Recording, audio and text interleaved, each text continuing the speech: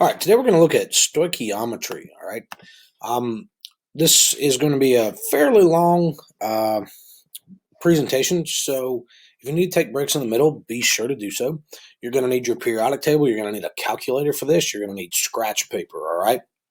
Throughout this presentation, there are going to be times where I say, "Hey, pause it, work these problems." This is a chance for you to literally pause the video, work the problem, just like we would in class, and then hit play. We'll continue on, and you'll see the answers. Sometimes the answers are in the notes section at the bottom of the PowerPoint slide. So if you're looking on the PowerPoint slide, down here there is a notes section. You can bring that up, make it larger. Push that button right there to show the notes right here. Okay, so as we go through this, just if I say, hey, pause it and work a problem, I would encourage you to do so. So here we go. All right, stoichiometry. What is stoichiometry? How do we use it? And what is it good for, right? Absolutely nothing. No, that's a song. Okay, what is stoichiometry? First, here's the definition. It is the quantitative, so numbers, the quantitative study of reactants and products in a given chemical reaction. That's all it is. It is going to let you convert from moles to moles, from moles to mass, or from mass to mass when you have two different substances, right, in your related by a chemical formula. It's going to use our bracket system, the factor label dimensional analysis system. So that's what it is. What's the goal? Well, it's a conversion. So we're converting just like you would convert miles per hour to feet per second, or if you wanted to convert ounces to pounds, or, centimeters per second to light years per hour, right? If you want to convert anything, you use a conversion. We're converting starting material into products, so it's a conversion. However, these are not conversions that are just arbitrary, okay? They're not metric units in a vacuum. We're doing actual reactants into actual products, or the other way around, using a real chemical reaction. Excuse me. Sorry. Okay. We're going to identify, using math, okay, how much product can be made, how much reactant would have to be used, stuff like that, before we do actual chemistry in the lab. The point is, can we save ourselves some money? And I'm out of coffee. That's not a good thing. What do we need to be successful? All right, number one, you got to know your vocabulary. You got to be able to speak the language of chemistry in order to understand these word problems. More on that in a minute. We're going to be looking for something I like to call the givens, things that are given to you in the problem that are necessary for your success. All right, some of those givens include molar ratios, molar masses, which is why you need to have your periodic table in order to do these problems. You need the balanced equation. If the equation is not given to you with coefficients, assume it's not balanced and balance it. You need to be able to convert between grams and moles using the periodic table. Okay, sometimes that'll be given to you. As always, please use a calculator when you do this. All right, I don't know why you wouldn't, but please do use a calculator. What are they going to look like? That's always a good question. Well, basically, you're going to be given some amount of reactants. It might be grams, kilograms. It might be a number of atoms. It could just be a number of moles. And you're going to be asked to find some amount of product in mass, atoms, or moles, right? Here's an example. We have 2A plus 3B produces 2C. Here's the question. If you have 43.2 milligrams, right, of A and excess B, so all the B that we could ever want, how many milligrams of C can be formed? That would be an example of a stoich problem. We're starting with A and we're converting to C. B is in excess, so we're not really worried about it. Keep this in mind. This formula up here, this 2A plus 3B equals 2C, that's a recipe. It's just like baking a cake, all right? So as long as you follow the recipe, you'll get C from A and B. Now that vocab we talked about, all right? Number one, a reactant. That's on the back end of the yield arrow, right? The arrow points away from the reactants. It's going to get turned into some new product by a chemical reaction. The product is the thing that we're making. The yield arrow is going to point at the products. The mole ratio, that's when you compare the coefficients in front of the reactants and the products to one another. We'll do that in a moment. If you see the word excess, in this context, it means that there's enough of it to do the reaction and you're going to have some left over.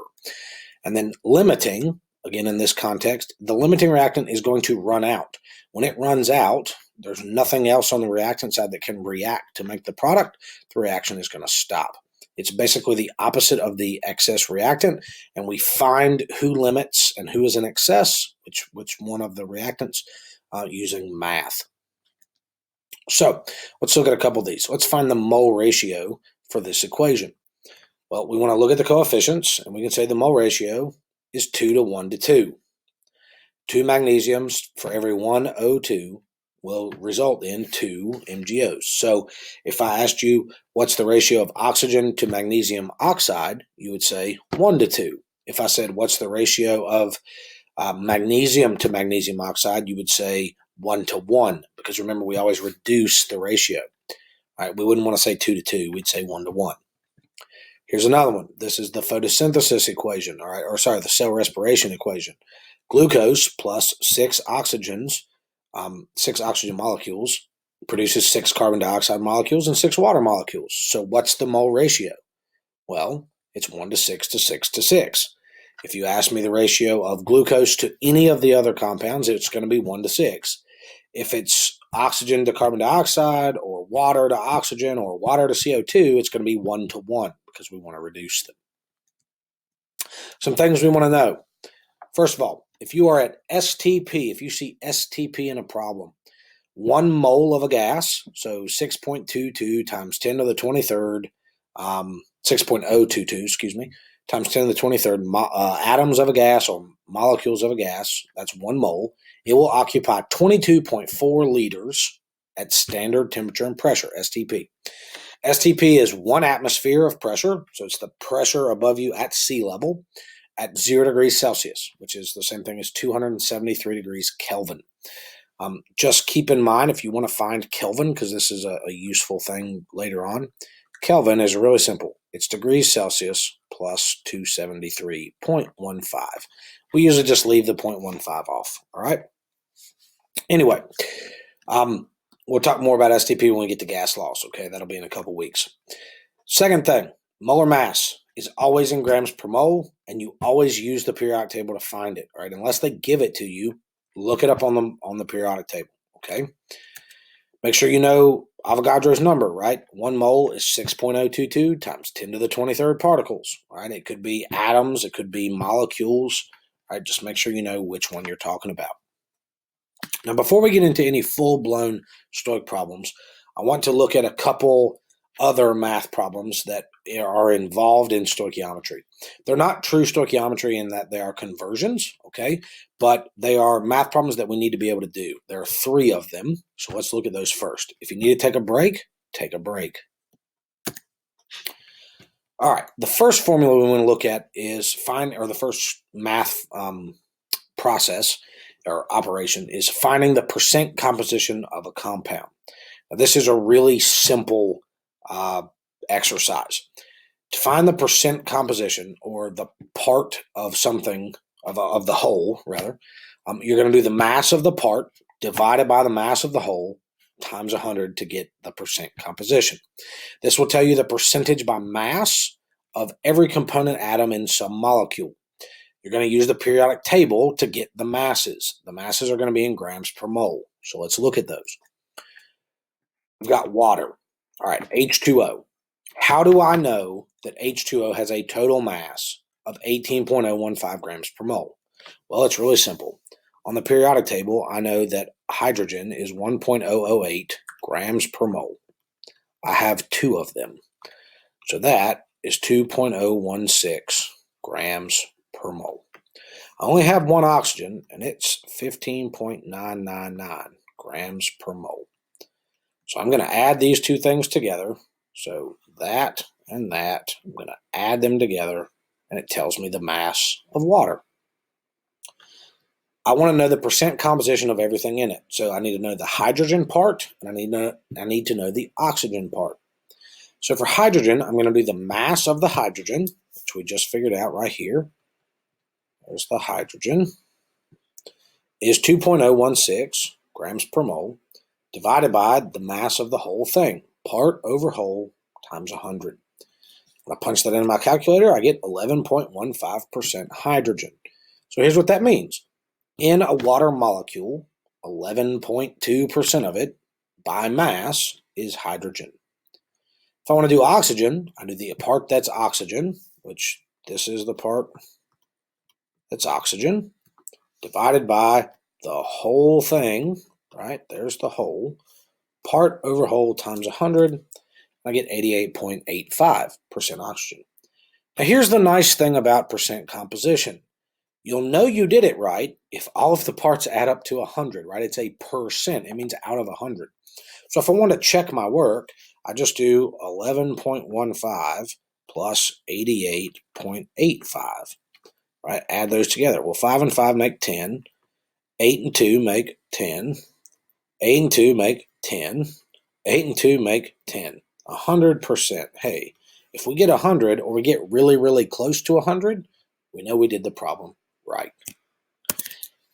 Here are two for you guys to go do. Okay. Now I didn't put the answers to these in the notes section because these are that easy. I think you can figure them out.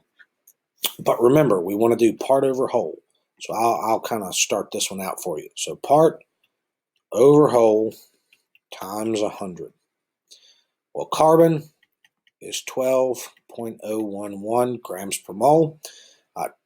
2 oxygens is 31.998 grams per mole. So the whole thing is going to be 9, carry the 1, there we go. Wait, why did I carry 1? 10, yep, there we go, 10, cool, 1. 44.009, okay, grams per mole. That's going to be the whole thing. So I'm going to do 12.011 over 44.009 times 100. That's going to give me carbon. I feel like that's not right. Let's use a calculator, right? We said use a calculator. 12.011 plus 31. No, that's right. Okay, never mind. Okay, that's going to give me my carbon percent. And then for my oxygen, I'm going to do 31.998 over 44.009 times 100. That's going to give me my oxygen percent by mass. Remember, carbon plus oxygen, if I add these, I should get about 100%. You guys can do the last one. That's the first one.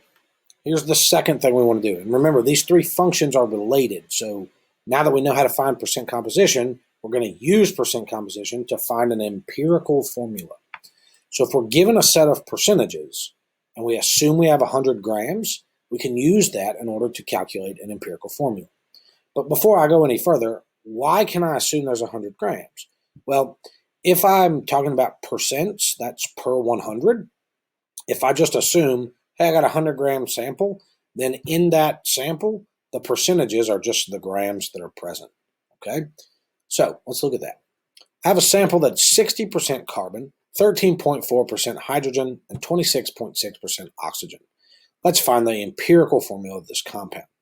So I'm going to assume I have a 100 gram total sample. That means I have 60 grams of carbon, 13.4 grams of hydrogen, and 26.6 grams of oxygen. I'm going to use the periodic table to convert grams to moles. So if I do 60 grams of carbon, right, my conversion tells me put the grams on the bottom, go to moles, I get 4.995 moles of carbon. I'm going to do the same thing with hydrogen. I'm going to use the periodic table and the molar mass to convert grams of hydrogen to moles of hydrogen. Gives me 13.27 moles of hydrogen. And for oxygen, I'm going to go 26.6 grams of O divided by 15.999 grams of oxygen per 1 mole, and that's going to give me 1.666 moles of oxygen. Now, all of these, this bracket right here, this is molar mass, all right, from the periodic table. And remember from when we did conversions, all right, if I want to go and convert grams to moles, that's one bracket. So I have grams of X, and then from the periodic table, I do grams of X, periodic table, per 1 mole of X. And that will give me moles of X. So that's what I've done here. You might be asking, why do we try to find moles if we're trying to find an empirical formula? Well, if I take all these things, those moles are the subscripts of a formula. But there's a problem, right? We can't have decimals there. So what do? Well, we need to reduce it. So we're going to divide by the smallest one of those subscripts. So I have 3 subscripts. The smallest one is obviously 1.666. So I'm going to divide all 3 of those numbers by 1.666. And when I do that, I get whole numbers. C3, H8, and O is going to be a 1 because anything divided by itself is 1. When I get those whole numbers, I know I can stop. That's my empirical formula. It can't be reduced. We're good to go. If you do this step and you get something like, this is hypothetical, but let's say I got C3.5, H8, O1. Well, then I would need to multiply. I need to scale it up to get rid of that decimal. So if I multiply everything by a factor of 2, I would have C7, H16, O2. And that would give me a whole number, and I could stop there. All right, you'll learn, as we do some more of these, how to spot those decimals. So if you see a 0.5, you're going to multiply everything by 2. If you were to see a 0.25, all right, well, then I'm going to multiply everything by 4. If I had a 0.33, all right, well, I'm going to multiply everything by 3, so on and so forth. Let's say I got a 0.2. Well, I'm going to multiply everything by 5. I just want to scale it up. Here are a couple for you guys to work on your own. In the notes there at the bottom, you can see the right answer for both of these. All right, so I'm going to let you guys work those. Okay, so pause them, work them, make sure you can get the right answer. Remember, assume you have grams, right? Those percentages are going to add up to 100. Convert grams to moles. Divide by the smallest mole that you end up with. That's the subscripts for your formula. If that doesn't work out to a nice even number pretty much right away, then you know, hey, I'm going to have to double it or triple it. I might have to multiply by 4, maybe by 5, maybe by 6. You never know. Okay, so take that one step at a time. When you're done with that, if you need to take a break, and then we're going to start the third process. So the third process is to take that empirical formula and find a molecular formula. Now, 2 things we need to keep in mind. Empirical means reduced. Molecular means unreduced. All right, so let's look at this. We have an unknown sample of 60.06 grams per mole that's found to have the empirical formula of CH2O. What's the molecular formula of this sample? So the first thing I want to do is I want to mass my empirical formula. I want to know what CH2O weighs. So I'm going to add a carbon. I have 1 of them. I have 2 hydrogens. And I have 1 oxygen. I'm going to add them together and I'm going to get a mass. That mass turns out to be 30.026 grams per mole. The second thing I want to do is I want to compare the ratio between the empirical and the molecular formula. So in order to do that, anytime we're doing ratios, we're going to divide. In this case, I'm going to do the big divided by the little. So 60.06 came from our problem. 30.026 came from the math we just did. And the ratio between those two, because grams per mole cancels out, is 2. The last thing I want to do is I want to multiply the empirical subscripts by that molar ratio. So in this case, I'm going to take C1H2O, and I'm going to multiply all those subscripts by 2, right? So this 2 right here is this 2. I'm going to multiply those. That's going to scale it up for me, and it's going to give me a molecular formula. Now, I could reduce this, but I don't because the question asks me for a molecular formula. All right. I think of the 3, this is probably, well, percent composition is the easiest, part over whole. This one's probably the second easiest because we're just going to divide to get a ratio. If you get a number here that's smaller than 1, if this number is smaller than 1, you know you did it wrong. Okay, it needs to be a number bigger than 1. Here are 2 for you guys to do on your own. Again, the answer is in the notes right at the bottom of the PowerPoint. So check your work. Excuse me. We've got 3 functions, right? 3 abilities. We can do percent comp, we can do empirical formulas, and we can do molecular formulas. We want to know these really well because you can actually go back and forth between them. So here would be an example of that. have a sample and we have some percentages. It gives us an experimental molar mass, so a molar mass that we found in the lab. And it says, what is the molecular formula? All right, well, the answer is in the notes section. I'm going to let you work it. But basically, you just need to do it one step at a time. First, find the empirical formula. So convert your percents to grams, right? You assume 100 grams total. Just change the percent to grams. Go grams to moles. That's one bracket. Divide by the smallest number of moles. That should give you an empirical formula. Then mass the empirical formula. Do the big divided by the little, right? The experimental mass is probably going to be bigger than your empirical mass, and that will give you the number by which to scale everything up. The answer is in the notes. So work it. If you can't figure out how to get there, shoot me an email. I'll walk you through it. Now, this flowchart's really important. Now that we know those three math functions, okay, we're going to get into some stoichiometry. Those math functions involve this flowchart, but not to the same degree that stoichiometry does. So here's what this flowchart is. It's like a railroad track, or it's a thought diagram. This will help you convert anything. So if I have known substance A and some unknown substance B, and I want to convert, this will let me do it. So if I know the mass of A, I can convert mass to moles using the molar mass from the periodic table. And I'll go mass of A to mole of A. If I have a balanced equation, I can convert from moles of A to moles of B. And then using the periodic table, I could go from moles of B straight to the mass of B. Now, each time you cross one of these lines, you're going to use a bracket. So to go from mass of A to mole of A, that's a one bracket conversion. To go from mass of A to moles of B, that would be a two bracket conversion. To go from mass of A to mass of B, that would be a three bracket conversion. If I want to go from the volume of A to moles, I use that fact from earlier in the slideshow. 1 mole occupies 22.4 liters of volume at STP. Then I can use the coefficients from the balanced equation to go to moles of B. And then I could reconvert to volume of B using that same 22.4 liters. Again, to go from, we'll say position 1, all right, to position 2, that would take one bracket. From 2 to 3, that would take one bracket, right? Anytime I cross one of these arrows, that's a bracket. And from 3 to 4, that would be another bracket. So this would be a 1, 2, 3 bracket conversion. I can also do particles, right? Like 1 mole is 6.022 times 10 to the 23rd atoms or molecules. That gets me to moles.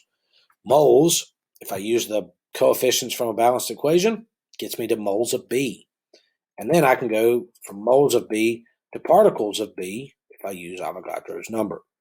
So this roadmap right here will let you convert mass, volume, or particles of A to mass, volume, or particles of something else, something B. Here's the big takeaway. You've got to have coefficients from a balanced equation in order to do that. So if you're not using your balanced equation in your mole-to-mole or in any of your stoichiometry calculations, you know you're doing something wrong. It also is really, really important that it's the balanced equation.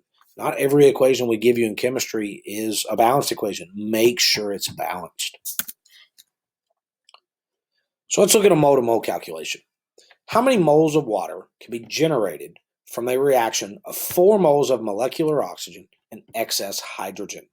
Now, something to keep in mind here if we were writing this equation, molecular oxygen indicates it's not O by itself, it's O2.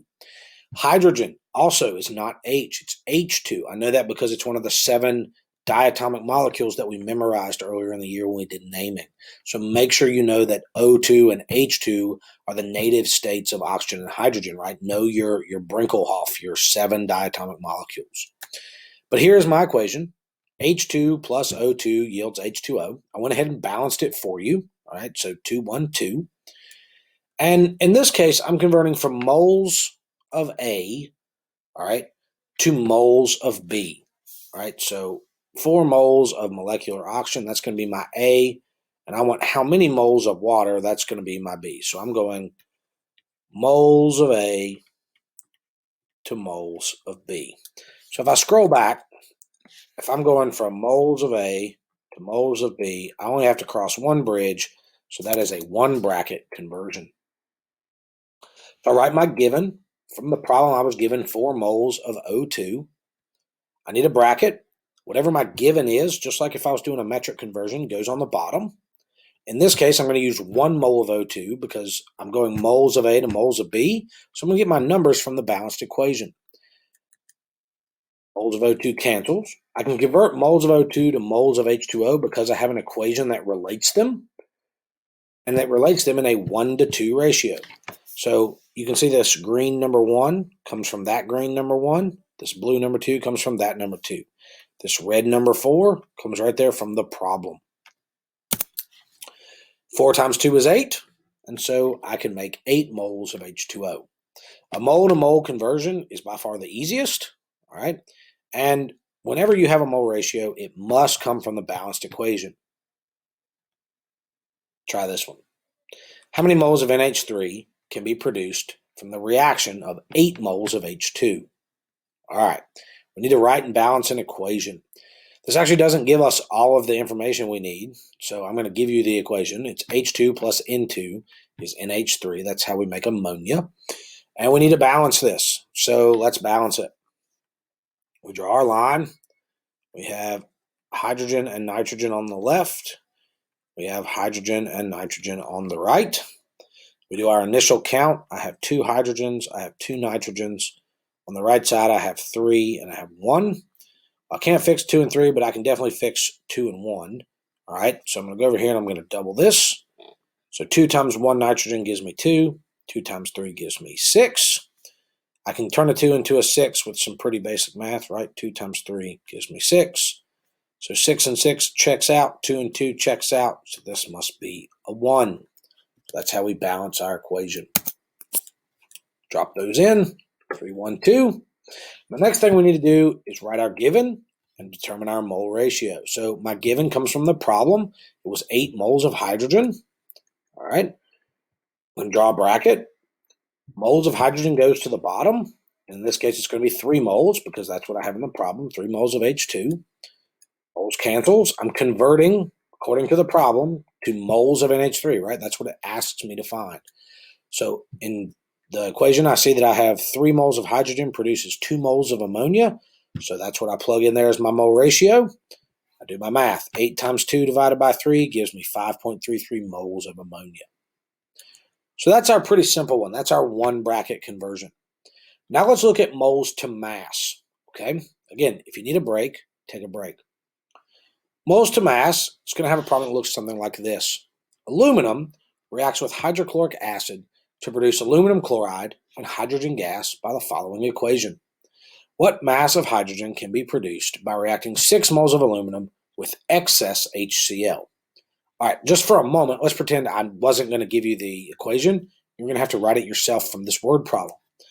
So some things that I need to know. I've got aluminum by itself. Aluminum is a metal. It's not diatomic, so it's just aluminum.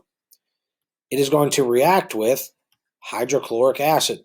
So acids start with H. Hydrochloric is a pretty common acid. It's HCl. It's going to produce aluminum chloride. All right. I know that aluminum exists as +1. I know that chlorine exists as -1. All right. And so, wait a minute. Aluminum exists as +3. Excuse me. And I know that I'm going to cross my subscripts and I'm going to get AlCl3. There's my aluminum chloride. And I have hydrogen gas. I know that hydrogen is one of my diatomic molecules, so it needs a 2.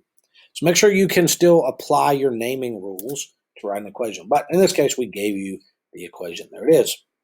We need to balance it. All right.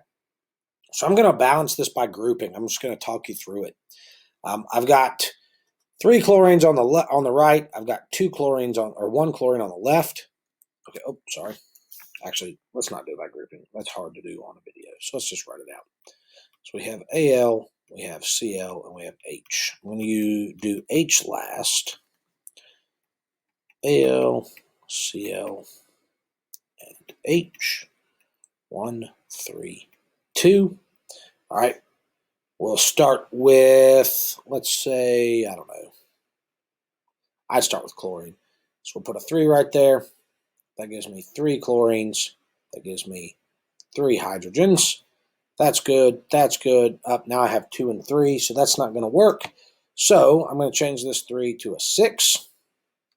And I'm going to put a 3 right there. So now I have 6 hydrogens. I have 6 chlorines. On the right, I have 6 hydrogens. I'm going to put a 2 right there. That gives me 2 aluminums and 6 chlorines. So that's good. That's good. And I have 2 aluminums on the left. So that's good. So 2, 6, 2, 3. I can't reduce that. So we've balanced it. 2, 6, 2, 3. Now, you'll notice I turned the aluminum 2 and the hydrogen 2, or the hydrogen 3, rather, into a color. We're going to need those from the problem. All right, we start with our given. Our given here is 6 moles of aluminum. All right, it tells me I have excess hydrochloric acid. That means I can ignore it. I'm going to go from moles of aluminum, all right, to moles of H2, right? I can convert moles to moles. It takes one bracket. We use the molar ratio. 2 moles of aluminum produces 3 moles of hydrogen. Moles cancels, all right? So we're good there. But the problem asks me for mass of hydrogen. So I don't want to stop at moles. I've used my molar ratio from the equation, but now I need to go from moles of Y to grams of Y, or moles of B to grams of B, whatever variable you want to use there. So I need another bracket. Put 1 mole of H2 on the bottom, and I'm going from moles to mass, so I'm using the periodic table. 2.016 grams of H2 is equal to a mole. Now my moles of H2 cancels. I'm left with grams of H2, which is the mass that the problem asked me for. And now I'm just going to go left to right and do my problem. So 6 times 3 divided by 2 times 2.016. So I'm going to calculate. It gives me 18.144 grams of hydrogen. So that is a mole to mass calculation. Here's the next step. All right, here's the next more complicated step, right? It's not that it's any different. It's just adding brackets and interpretation to it. So when we find, let me move my face out of the way just for a second. Okay, the limiting reactant and the theoretical yield. Basically, a reaction is never going to react in such a way that every single atom of 2 reactants is completely used up perfectly. The laws of thermodynamics will not allow that. One of the reactants is going to run out first. We call that the limiting reactant because it limits how much product can be made. It's called the limiting reactant. The amount of product that the limiting reactant makes is called the theoretical yield. It's the amount in theory that is the maximum amount of product you can make. It's the maximum amount because when the limiting reagent runs out, you can't make any more product. All right, so that should be pretty obvious, right? That those two things are tied together. They're kind of married. So let's take this equation. We used it a minute ago, so we're going to use it again. We're given 18 grams. All right, hold on, let me move my picture again. Good. We're given 18 grams of aluminum, and we have 35 grams of HCl. What's the limiting reactant? What's the theoretical yield of H2 from the reaction? So theoretical yield should be in grams. So here we're going from grams of aluminum to grams of hydrogen, and we're also going to go grams of HCl to grams of hydrogen. So we're going to actually have to do 2 sets of brackets in order to come to this answer. First thing we need to do is figure out how much product each reactant can make. So let's start with aluminum. All right, 18 grams of aluminum was given to me in my problem. I know from that diagram earlier that it's going to take 3 brackets to go from grams of something to grams of something else. In case you don't remember that, let's look at it real quick. So if I go back to this, remember, if I have known substance, so right, mass is grams. So I have grams of A, and I'm going to grams of B. Well, I need to use the periodic table. I need to use the balanced equation. I need to use the periodic table. That never changes. The order doesn't change. I'm crossing 3 of these lines, so that's a 3-bracket conversion. Let me get us back over here. So I'm going to go ahead and set up my 3 brackets. My given goes to the bottom. So since I'm starting with grams of aluminum, I'm going to put grams of aluminum on bottom. Grams of aluminum is going to go to moles of aluminum. That's my periodic table bracket. Moles of aluminum then goes to the bottom. I'm going to convert moles of aluminum to moles of hydrogen. This is my molar ratio bracket. It's coming from the numbers in the balanced equation. And then I'm going to go from moles of hydrogen to grams of hydrogen. This is my second periodic table bracket. When I calculate this, we'll see grams of aluminum is top and bottom, so it cancels. Moles of aluminum cancels. Moles of H2 cancels. And I'm left with grams of hydrogen, which is exactly what the question asked me for. Yield of H2. Theoretical yield needs to be in grams. It needs to be a mass. All right, something that I could measure at the end of a lab to see how close I was. This tells me that I'm going to have 2.017 grams of hydrogen from 18 grams of aluminum. Periodic table bracket first, molar ratio bracket second, periodic table bracket third. Now, the second thing I need to do is I need to figure out who's in excess. So I need to run the same steps, but now I need to do it with HCl. I need to see how much hydrogen I can make from that 35 grams of HCl in our problem. So I start with my given, 35 grams of HCl. It's still three brackets. It's still going to be periodic table, molar ratio, periodic table. But now I have to plug it in for HCl. So the mass of HCl from the periodic table in grams per mole. Convert moles of HCl to moles of H2. Again, these two numbers, 6 and 3, come from right here, 6 and 3. They're my molar ratio numbers. Then I'm going to go periodic table, moles of H2 to grams of H2. Now, notice something. This section of the bracket does not change in those two conversions. And the reason for that is we're trying to end with grams of H2 on both sides. So you can't compare apples to oranges. But if you can convert and compare like terms, in this case, I can't compare grams of aluminum to grams of HCl, but I can compare grams of hydrogen to grams of hydrogen, right? The terms are the same. So the back ends of the bracket should be the same. Now that I have a conversion, let's kind of summarize it and look at it. Or sorry, now that I have an outcome. So I want to analyze these numbers. According to that math we just did, 18 grams of aluminum can make up to 2.017 grams of hydrogen in that reaction. 35 grams of hydrochloric acid can make up to 0.967 grams of hydrogen. So I look at those two numbers and I say, okay, I know my vocab. The theoretical yield is made by the limiting reactant. The limiting reactant is going to run out first. Because the limiting reactant runs out first, it makes the least amount of product. So, since HCl runs out before aluminum, it makes the least amount of product of the two. HCl limits. And that's how I would give that answer. I would say, like, what's the limiting reactant? Well, hydrochloric acid limits. The reason that I do the calculation this way is that the moment I've found the limiting reactant, I have also found the theoretical yield because the limiting reactant makes the theoretical yield. So the theoretical yield of H2 is 0.967 grams. Now, there are lots of different ways you can find the theoretical yield and the limiting reactant. I like this way the best because it gives me the answer, and all I have to do are those two conversions.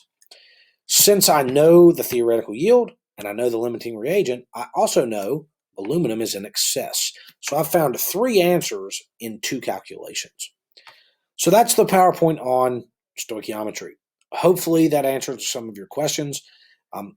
Feel free to go back and watch this thing as many times as you need to. If you have questions, shoot me an email, and I'll be glad to help you out. All right, keep working hard, and I will see you guys in the next video, okay?